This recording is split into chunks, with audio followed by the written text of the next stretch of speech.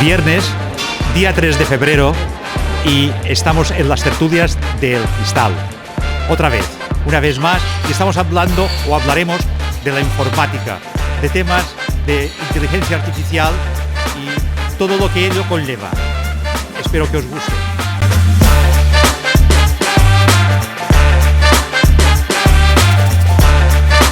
Hola, muy buenas a todos. Soy Chema, ingeniero informático.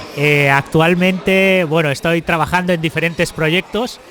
Entre ellos podemos destacar que estamos preparando una aplicación para control y gestión de los pacientes para una clínica y para la autoevaluación del estado y ayuda a través de la inteligencia artificial y otros mecanismos a poder dar un diagnóstico o ayudar en el seguimiento de los pacientes con enfermedades crónicas.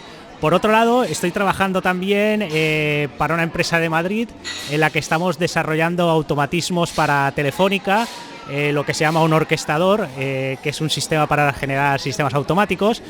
Y también estoy desarrollando otra serie de proyectos también basados en blockchain o en la tecnología blockchain. Y actualmente estoy más involucrado en estos proyectos, aunque también algunas cosas sobre páginas web, etcétera. A lo largo de la carrera he estado tratando bastantes temas, pero ahora específicamente en este momento estoy centrado en estos temas. Últimamente, y viendo la evolución de las tecnologías y de las cosas actual, el tema que me gustaría empezar a tratar, porque creo que va a ser disruptivo en la época que estamos viviendo ahora, es sobre la inteligencia artificial y cómo esta va a influir, aunque ya estaba influyendo, ahora ya de una manera mucho más a nivel personal y que de la gente pueda estar en relación con ella últimamente, o está ya empezando a entrar ya en nuestras vidas, ¿no? Como algo ya natural, y va a ser algo que, al menos a mi parecer y al de mucha gente, va a ser algo muy disruptivo a nivel de otros cambios. Y a partir de aquí estoy un poco abierto a preguntas que queráis hacer con respecto a, cómo aplicar la informática a la vida real, cómo nos está afectando los cambios, cómo las nuevas tecnologías y nuevas ideas, como por ejemplo, pues ya sea tanto la inteligencia artificial como el blockchain, como otras tecnologías que están hoy en día aquí, ¿no? La nube y todas estas cosas que se hablan, ¿no? Que a veces es un poco, para la gente es un poco extraño, ¿no? Pues cómo poderlo acercar a la gente hoy en día, cómo poderlo aplicar para las empresas y la gente cotidiana, y cómo poder aprovecharnos de estas herramientas y estas tecnologías y evitar también que la gente pueda aprovecharse de nosotros o otros utilizarlos en nuestra contra, ¿no? Entonces, a partir de aquí, cualquier pregunta que queráis hacer o tema que queréis que trate un poco más, pues estoy abierto para contestar, ¿no? Te quiero preguntar si la inteligencia artificial a nivel de la medicina, a los que somos pacientes, ¿cómo nos puede ayudar? Porque después del COVID y todas estas cosas que la medicina se ha puesto, que casi el médico te oye más que te ve, entonces, ¿hay alguna aplicación que sea más factible para la medicina, para la gente normal que va al médico? ¿O eso no se ve, solo se ve a nivel técnico? Bien, es buena pregunta, porque precisamente es uno de los proyectos en los que estoy tratando. Es un gran problema que tiene la medicina hoy en día, y lo habréis visto, es que cada vez hay más pacientes y menos médicos, o menos recursos médicos. Entonces, a cada médico le toca una cuota de pacientes mucho más grande, y poder dar un buen diagnóstico, un buen tratamiento, un seguimiento a los pacientes cada vez es más complicado. Y la entrada de nuevos médicos es muy difícil, o sea, esto parece que no va a ir a mejor o no tiene tendencia a ir a mejor, entonces hay que buscar soluciones, y ahí la tecnología sí que da una solución muy buena, porque gracias a herramientas de inteligencia artificial que pueden estudiar no solo un pequeño conocimiento, sino el de todo el conocimiento que tienen en sus bases de datos y sitios donde pueden alcanzar, ayudan de una manera rápida al diagnóstico precoz o de ciertos síntomas, poder categorizar a las personas para que el médico pueda rápidamente poder englobar a esa persona en un grupo y darle un tratamiento más adecuado y más rápido en esto. No sé si contesta tu pregunta. A ver, Chema, yo quería preguntarte, la inteligencia artificial implica un volumen de datos altísimo y luego unos conocimientos especiales por parte de los que la operan y de los que la tienen que trabajar, la entienden. ¿Se ha estudiado esto? Porque no va a ser fácil. Y luego, por último, una última pregunta. Hablan de la deshumanización del hombre por la ciencia. también dinos algo sobre este particular. Bueno, partiendo de la primera pregunta, los sistemas de inteligencia artificial, tal como dicen, suelen ser sistemas que suelen tener un aprendizaje. Entonces, no es solo el aprendizaje, o sea, las inteligencias artificiales, aunque tú cojas un algoritmo de inteligencia artificial, lo importante es luego cómo se entrena. Evidentemente va a haber una serie de sesgos porque los entrenamientos que se hagan van a producir que tenga unas experiencias, y al igual que una persona normal, o sea, si tú pones dos personas iguales, aunque sean gemelos, los llevas a dos contextos sociales distintos, su aprendizaje es diferente, ante estímulos iguales van a responder diferente. Entonces, las inteligencias artificiales pasa igual. Y allí es donde hay el problema de los sesgos y de la toma de decisiones, porque claro, alguien ha de decidir en ciertos momentos cómo ha de reaccionar esa inteligencia artificial, sobre todo en casos críticos. Y allí es donde va a entrar en juego, más que temas tecnológicos o personas tecnológicas, ya más la filosofía, la psicología y temas más de la humanidad, ¿no? Cómo responder a estos problemas. Por ejemplo, ante la situación de un coche autónomo que se acerque y pueda tener un accidente, atropellar a alguien o matar al piloto porque se vaya a estrellar, ¿qué decisión toma, no? Todas estas cosas son puntos, estoy llevándolo a un extremo, ¿no? Pero que lleva a situaciones en las que ha de ir pensando la humanidad. Entonces, y se ha de ir construyendo poco a poco, donde es importante allí sí la humanización y el aplicar esta parte, ¿no? Y ver hasta dónde llega esa filosofía de la humanidad. La otra pregunta era... Esta es una pregunta que todo el mundo siempre, al avance de la tecnología, siempre tiene miedo, ¿no? Esto es como la revolución industrial también produjo que mucha gente que trabajaba temas manuales tuvieran que cambiar. Evidentemente, en el momento de la disrupción va a haber un cambio donde va a ser afectado mucha gente, pero va a haber una adaptación, y siempre hasta ahora, porque lo que va a afectar son a trabajos que normalmente son repetitivos o que no alcanzamos nosotros a llegar con suficiente, que esto nos va a ayudar a llegar. Entonces, claro que va a haber en un momento dado algunos trabajos, algunos sistemas afectados, pero todo esto tiende a evolucionar y a mejorar. Entonces, sobre el tema de almacenamiento, evidentemente sí que se necesitan grandes sistemas de almacenamiento y sobre todo de procesamiento de datos para poder gestionar todo el nivel de inteligencia o todos los datos y poder tratar todos estos datos. Pero claro, la tecnología también va avanzando, cada vez es más fácil almacenar datos, cada vez hay sistemas más rápidos y más potentes, y cada vez, pues como hay una ley que se llama la ley de Moore, ¿no?, que dice que cada X años se duplica la capacidad de computación, pues eso hace que es verdad que cada vez vamos, pues si lo podéis ver, ¿no?, la tecnología de los ordenadores y los móviles de hace unos años no tienen nada que ver con las capacidades que hay ahora. No sé si respondo bien a la pregunta. Me refería a las estaciones que repiten las señales en las azoteas de las casas, ¿no? Y que hay aparatitos que cualquiera puede comprar, contadores Geiger, ¿no?, que dan una carga de electricidad altísima. Me refería a esos concretamente, no a los móviles. Bueno, las antenas también llevan muchísimo tiempo. De hecho, cuando estudié en la universidad de aquí, teníamos una pedazo de antena enorme ahí encima en la universidad y más siendo los universitarios, los profesores universitarios y la gente además de tecnología, si realmente supieran que es peligroso no se pondrían una antena encima suyo, ¿no? Luego, cuando se compra un aparato, realmente, hay que mirar las especificaciones porque claro, ¿quién te dice que lo que te están vendiendo es lo que te dicen que es, ¿no? O sea, eso hay que cogerlo, analizarlo, porque ya es difícil las mediciones. Yo, por ejemplo, en temas de electromedicina, etcétera, ya es muy complicado un aparato de esos, son muy caros. Cualquier aparato realmente que te quiera medir esto es muy caro y tiene que tener una serie de certificaciones y especificaciones, y tú sigues viendo pues exactamente cómo mide, qué está midiendo. Entonces, claro, un aparato que compres en un lado, pues no no puede garantizar nada, porque ni te puede certificar nada. O sea, él te puede decir, sí, te da mucha electricidad de no sé qué, pero aunque te mida eso, tampoco te puede decir que eso que te está indicando realmente sea algo que que te pueda afectar. Y bueno, lo digo porque lo he estudiado sobre todo con aparatos de electromedicina, que realmente tiene unas certificaciones, unos precios muy caros, y has de seguir muy bien la cadena de certificaciones que garantizan que eso afecta a la persona o sirve para medir eso que te dicen, ¿no?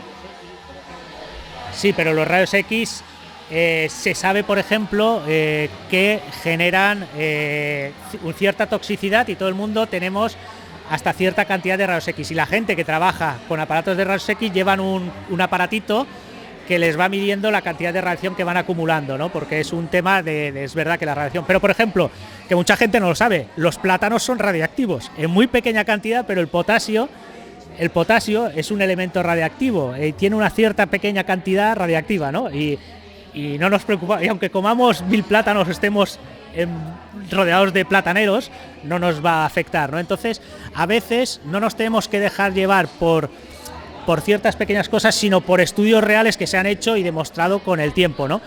Claro que al final es una decisión y opinión que todos vamos a tener, ¿no? Y aunque nos digan todo el mundo que esto es así, a lo mejor decimos, no, pues no es así porque yo no lo creo. Bueno, eso luego ya cada uno es libre. Pero sobre todo en temas de móviles, de antenas y todo esto se ha estudiado. Así como otras estaciones eléctricas en Estados Unidos se ha visto que estaciones de baja frecuencia, etcétera, sí que han dado problemas al final. En temas de antenas no se ha demostrado que hayan hecho nada ni afectado en nada hasta ahora y hasta lo que yo sé, porque tampoco soy un radio estudiador de estos, ¿no? Pero los estudios que he leído y he visto, y sobre todo esto en su momento lo estudié, no vi que afectaran, ¿eh? Según vemos o estamos viendo que la evolución en estos sistemas son muy llamativos, muy positivos, según los fabricantes y los que llevan el negocio de todo esto. Ahora, siempre nos hemos dado cuenta al cabo de unos años los resultados que han sido normalmente, muchas veces, han sido negativos. Esto de una antena que decimos que parece no es nada, no te pongas a 2 metros delante de ella, porque te quemas. Entonces, si yo me quemo estando a 1 metro o 2 de distancia, ¿qué puede pasar más adelante? Porque cada vez los aparatos son más potentes, son más radiactivos. Hasta la persona puede aguantar. ¿Hasta dónde puede aguantar? Porque no hemos valorado lo que puede aguantar una persona. Ahora, tampoco nos han dicho los fabricantes qué cantidad de radioactividad están produciendo. Y si lo dicen, te dicen que es poca cosa. Porque ellos, lo que les interesa es que vendan estos aparatos, hagan negocio y se hagan multimillonarios, como siempre ha sido. Bueno, esto, es lo que vuelvo a decir, hay radiación y radiación. La radiación electromagnética de los móviles es inocua porque no afecta al golpeo, o sea, atraviesa el cuerpo, no golpea las células que produce que haya una vibración y pueda producir un problema, como por ejemplo coger una barra de plutonio, ¿no? Que va a generar partículas radiactivas que sí que van a atravesar nuestras células y va a producir que haya vibración dentro de ella, ¿no? La energía electromagnética de los móviles, en este caso, y de las antenas, no. De todas maneras, siempre hay unas distancias de seguridad. Aparte de los estudios, pasa igual un poco como los aditivos en los alimentos, ¿no?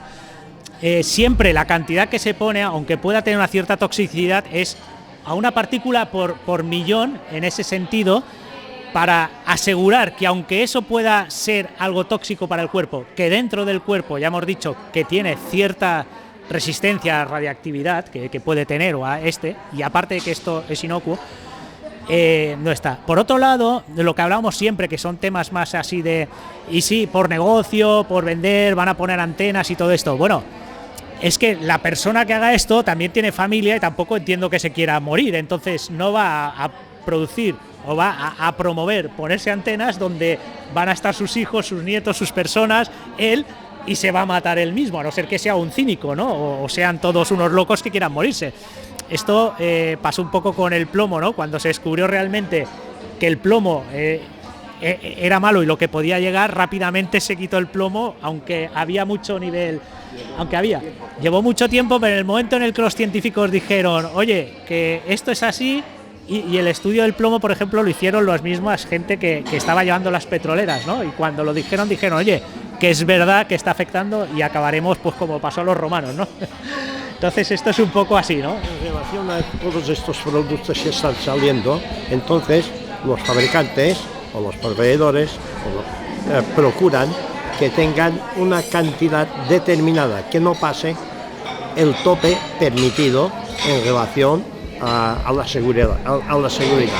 Pero si estamos sumando todos los productos que se hacen, entonces todos tienen una cantidad determinada. Entonces, si sumamos una cantidad de uno, del otro, estamos sobrepasando, pero muchísimo más de lo que el cuerpo humano puede aguantar. Sí, pero en este caso estamos hablando de algo que es inocuo, en el sentido de que no es una radiación que realmente nos esté afectando a pequeña cantidad, es que no nos afecta, ¿no? Es como decir, no, es que la luz del sol no nos está, bueno, la luz del sol atraviesa, ¿no? La única que hemos de ir con cuidado es con la ultravioleta, pero el resto nos está atravesando continuamente y no nos está matando. Estamos rodeados siempre de... Hay cosas que no nos afectan y cosas que sí, por mucho que haya cantidades, ¿no? El tema de todo esto, hasta el momento, hasta lo que hay ahora, se han hecho estudios y no nos están afectando.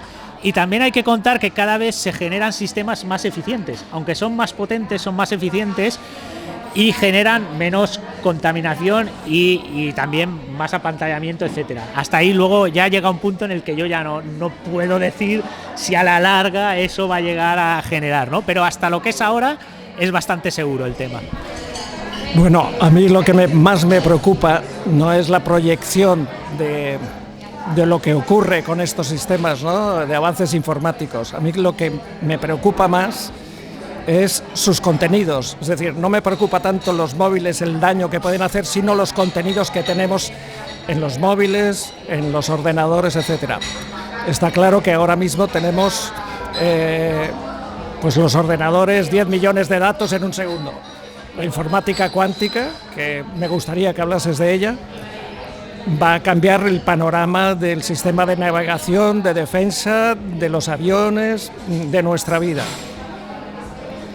En el tema de la inteligencia artificial, ahora mismo, todos los que estamos aquí podemos descargarnos una aplicación, lo sabes, que es chatear con una inteligencia artificial en la cual interaccionamos con el lenguaje y con sus contenidos, mantenemos conversaciones.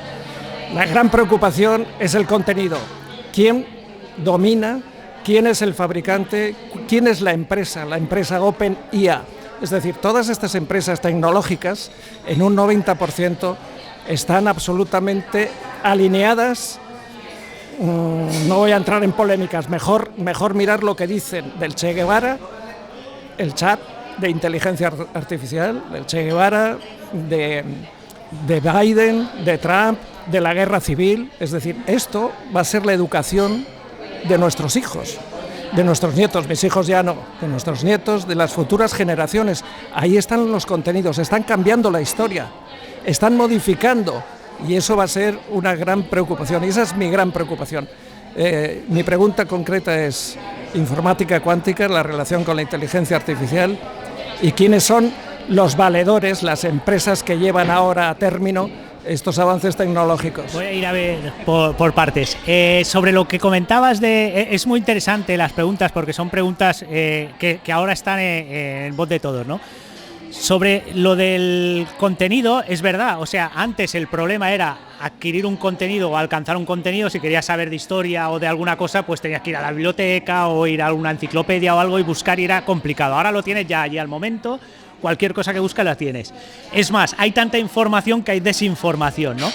Y lo que ahora ha generado esto, que quitó puestos de trabajo, es que ahora hay una serie de personas que se dedican a curar esa información para que te lleven la información adecuada o a la que tú te fías, por garantía de esa persona que tú te fías, que la información que te va a transmitir la ha recogido correctamente. Es lo que va a pasar.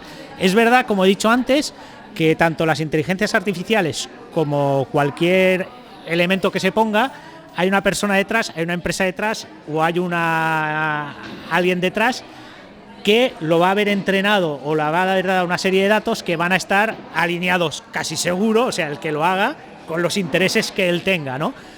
Ahí está donde entran las regulaciones, donde entran la comunidad, porque hay que pensar que en el mundo informático hay una gran parte de comunidad y de software libre y de gente que se dedica a vigilar y a poner, por eso es importante el software que sea abierto, que la gente pueda, o los expertos y gente del pueblo normal y gente normal, pueda verificar que no están incurriendo en cosas que son antisociales o que son perjudicales para otros, ¿no? Que son allí y poner denuncias, ¿no? Que son falsas o que afectan a otros o que pueden perjudicar a otros, ¿no? Luego también, bueno, pues hay tendencias sociales, hay muchas cosas, ¿no? Allí.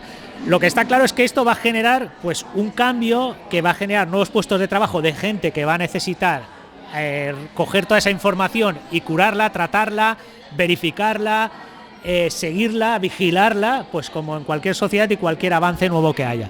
Por otro lado, sobre la tecnología cuántica, hay ya ordenadores cuánticos. Lo que pasa, bueno, no voy a entrar en lo que son los ordenadores cuánticos, ¿no? Porque es un sistema muchísimo más potente, podríamos decir, que funciona bastante distinto al binario, porque el binario siempre te da una respuesta sí y no, y los ordenadores cuánticos no dan una respuesta sí o no, sino que dan una probabilidad sobre lo que puede ocurrir y las respuestas que puede haber, ¿no? Lo que pasa es que estos ordenadores cuánticos sí que van a tener una gran potencia, y en los primeros que consigan tener ordenadores cuánticos bastante potentes y asequibles, ¿no? O sea, que se puedan manejar bien, porque ahora hay que pensar que hay que llevar, los ordenadores cuánticos necesitan mantenerse la información casi al cero absoluto, o sea, la tecnología necesita que el cero, o sea, un enfriamiento muy elevado, y eso genera gran cantidad de consumo eléctrico y muy difícil el mantener un sistema que pueda hacer grandes cálculos. Pero en el momento en el que esto llegue a ser bastante sostenible y a un nivel adecuado, o sea, se llega a un umbral, va a ser también una revolución bestial, o sea, un cambio bestial, porque se va a cepillar todos los sistemas criptográficos que hay hasta el momento, todas las transacciones bancarias que hay hasta el momento antiguas dejarán de ser útiles, con lo que se tendrán que cambiar todos estos sistemas. Va a cambiar muchísimas cosas que va a afectar. Entonces, bueno, sí que los ordenadores cuánticos, en el momento en el que lleguen a un punto, porque todavía están en desarrollo, no están allí, se van a llegar. Pero también van a ser herramientas que están a disposición del ser humano. De hecho, hoy en día hay ordenadores cuánticos que podemos acceder para hacer... La gente se puede hacer cálculos y tal. Lo que pasa es que realmente no están... Ahora mismo la gente normal no necesita hacer unos cálculos, es más bien temas de universitarios, a lo mejor de astrónomos que han de hacer cálculos muy importantes o gente así, sí, pero bueno, y bueno, en este momento no hay más. No sé si respondo. Bueno, yo te quería preguntar una cosa más sencillita y a nivel práctico de usuario, porque los bancos nos han llevado a tener que hacer las transacciones y el trabajo que les dábamos a ellos, hacerlo en casa a través de los ordenadores. Preparación poca. La gente se mete ahí en el ordenador y a nivel usuario tenemos que hacer transferencias, bueno, lo de menos. Pero la pregunta mía es que a ver si nos puedes dar un consejo para no meter la pata, para evitar a los hackers, para evitar que te limpien la cuenta, todo esto que vemos en la televisión a diario. Vale, Repítenos la pregunta que no le hemos... Sí, vale. Bueno, la pregunta hacía referencia sobre el usuario normal, que hoy en día no hay una educación, podríamos decir, para el tema bancario. Se nos ha impuesto de repente que antes ibas al banco, era una persona el que tramitaba todas las cosas, y ahora somos nosotros que lo hemos de hacer a través de una aplicación móvil, y el peligro que hay que nos pueda alguien pues interceptar o manipular o modificar o entrar a alguien. Aquí me gustaría, antes de nada, dos cosas importantes. Una, en la terminología hacker, que se ha denostado bastante, pero hay que pensar que el hacker no es la persona mala. El hacker es la persona que estudia la tecnología a un cierto nivel y busca los límites y hasta qué punto se puede explotar al máximo una tecnología. Lo que pasa es que en un momento dado se dijo el hacker es el malo, y no es verdad, el hacker no es el malo, ¿no? Lo que luego hay gente con muchos conocimientos, que puede ser hacker o no, que se dedica a hacer maldades, pero esos son los cibercriminales, ¿no? Entonces, un poco esto porque la comunidad de seguridad informática, en la que también estoy bastante implicado, normalmente se sienten afectados por este tema, ¿no? Porque el hacker es la persona esta que llega a los límites o estudia mucho la tecnología para ver. Entrando en el tema de los bancos, sí que es verdad que se ha llegado a la tecnología y se nos ha impuesto muchas veces. Nos ha llegado el móvil, ahora todo va por móvil, ahora el ordenador, ahora no sé qué. Y la evolución tecnológica va muchísimo más rápido que nuestra capacidad incluso de aprendizaje. Incluso para mí, que estoy continuamente en este tema estudiando y avanzando, a veces hay cosas que cuando te descuidas te han pasado 2 veces. Entonces, esto es un gran problema y es algo que se está intentando, sobre todo desde la comunidad de ciberseguridad. Uno de los primeros temas que se está tratando es el de la educación. Cómo educar a la gente para saber manejar, protegerse. Y hay muchos seminarios y mucha gente que dedica mucho tiempo a dar conferencias y a hablar sobre la seguridad informática y cómo nos podemos ayudar a proteger. En todo esto hay muchas medidas, ¿no? Pero bueno, medidas importantes, y la más importante es que nunca os fiéis de un email que os llega del banco. Nunca os fiéis cuando os pida poner vuestra clave y contraseña, ¿no? Ese es el primer consejo que siempre doy. Cuando llega un correo electrónico que es del banco, no os lo creáis, aunque hayáis estado haciendo transacciones y os hablen de esa transacción que acabáis de hacer. Nunca os fiéis de un correo del banco. Si os llega algo del banco y no estáis seguros, os dice que hay que cambiar una clave o no sé qué, cerráis el programa de correo electrónico, os vais al banco o al portal de internet del banco, entrando correctamente, poniendo BBVA o Santander o La Caixa o el que sea, y ponéis vuestros credenciales, entráis y mirad las notificaciones que haya allí para vosotros, si os pide que sí cambiéis algo tal. Pero si os llega un correo diciendo soy del banco, cambia tu clave, pincha en este enlace, nunca hagáis eso, porque es una técnica muy habitual para sacar datos y bueno, atacar a la gente, ¿no? Que sería. Y luego un poco pues el pensad también, cada vez que os llegue un correo o un contacto desde internet, hay como una deshumanización y somos mucho más confiados. Siempre intentad pensar, si ahora viniera alguien por la que os dijera, oye, soy un representante de tu banco, me das tu clave y tal, tú no te fiarías en ese caso, ¿no? Pues en internet pasa igual. Lo que ocurre es que hay algo en nuestro cerebro que nos genera como más confianza, estamos en casa, nos sentimos más seguros, parece que tal, y ahí picamos. Y como lo saben los malos son más listos y se dedican solo a esto, pues te llegan a pillar en esto, ¿no? Entonces hay que ir con mucho cuidado, sobre todo con esto, y siempre trasladarlo a cómo os sentiríais si una persona física normal os dijera la comunicación que se está haciendo a alguien de fuera, porque allí sí que sentimos la amenaza más real y podemos sentirlo más. No sé si respondo a la pregunta. A ver, a mí me preocupa el tema de la educación.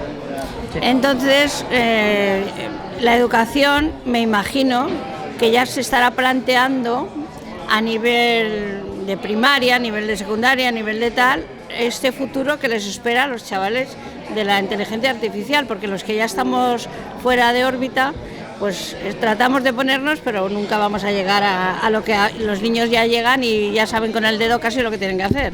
Entonces yo pregunto, a nivel de la educación ya se están haciendo, se están dando pasos, porque viendo cómo va la educación en este país, de que cada vez hay más analfabetos, entonces eso se está planteando ya a nivel de escolar y a nivel de universitario, porque eso dará origen a nuevas carreras y a nuevos protocolos, porque esto va a cambiar y esto va muy deprisa. Entonces, ¿se prevé eso o no se prevé nada, como es lo normal?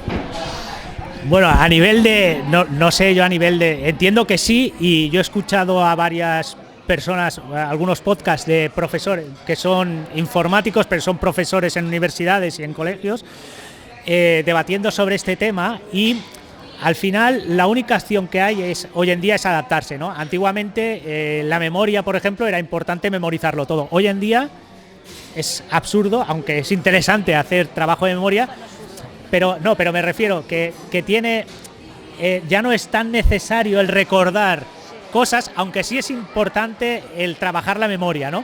Pero ya no es tan importante el que tú sepas cómo hacer ciertas cosas, porque rápidamente puedes adquirir a esa memoria y a esos conocimientos. Hoy en día, a la hora de hacer trabajos con lo de la inteligencia, hoy en día ya se ha acabado con el chat GPT, se puede hacer cualquier cosa. tú le pides hazme un trabajo tal y te lo hace perfectamente y distinto, ¿no? Claro, el trabajo del maestro hoy en día no es intentar vetar esto y no hacerlo, porque es como intentar poner puertas al campo, es imposible. Hay que intentar ver cómo generar sistemas educativos adaptados a esto y cómo podemos utilizar esta herramienta, ¿no? Por ejemplo, ideas que explicaban estos profesores decían, ¿no? Yo ahora no les digo respóndeme a esto que hemos estado trabajando, sino explícame qué has aprendido tú sobre la temática que hemos estado dando del curso, ¿no? Puedes haber aprendido gracias a lo que te he explicado o gracias a lo que te he explicado más lo que has estudiado o lo que has copiado a través del ChatGPT tal, pero algo habrás aprendido. Eso es lo que quiero que me demuestres, ¿no? Y claro, cambia el paradigma. Va a ser un cambio importante que se va a tener que adaptar. Seguro que ahora va a ser muy complicado para los profesores. Muchos colegios, institutos, etcétera, están prohibiendo dentro de allí el chat y otras funciones de estas de inteligencia artificial. Pero sí, va a ser un cambio difícil, va a ser un reto importante y cuanto antes se adapten, pues mejor. Pero es que no queda más remedio, ¿eh? No.